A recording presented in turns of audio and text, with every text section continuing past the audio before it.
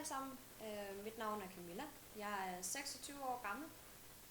Jeg er uddannet multimediedesigner, og lige nu der læser jeg en professionsbachelor ovenpå i noget, der hedder e-konceptudvikling.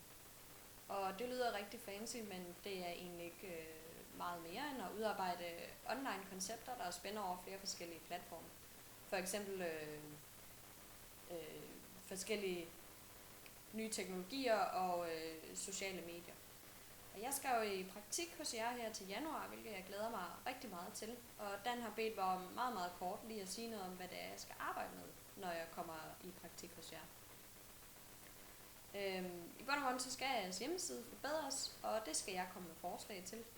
Og det er netop her det med de nye teknologier og sociale medier kommer ind i billedet, fordi jeg kan måske komme med nogle gode forslag til, hvordan det kan benyttes, eksempelvis i jeres markedsføring af AgriTeam som en virksomhed. Jeg skal komme og besøge jeres afdelinger, hvilket jeg glæder mig rigtig meget til, og jeg håber, I tager godt imod mig.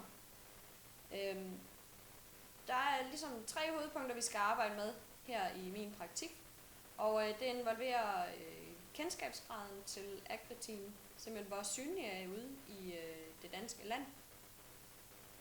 Jeg vil gerne se lidt på de nuværende kunder, I har, analysere lidt på dem, se hvorfor de for eksempel har valgt at downloade en salgsopstilling fra jer.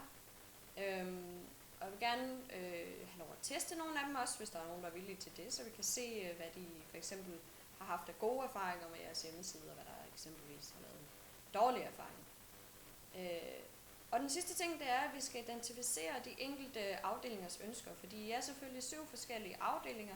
I er en del af en større virksomhed, eller hvad kan man sige, en fælles paraply, men derfor så har I stadigvæk individuelle hvad kan man sige, krav til, hvad hjemmesiden den skal indeholde. Og alt det her skulle forhåbentlig gerne munde ud i, at jeg kan udarbejde en ny markedsføringsstrategi for jer, og et forslag til, hvordan hjemmesiden skal se ud. Ideen er, at vi måler det her med blandt andet nogle KPI'er for at se simpelthen, om der sker noget fremskridt inden for eksempelvis et år. Jeg glæder mig i hvert fald rigtig meget til at møde jer, og jeg håber, I har et fortsat godt møde.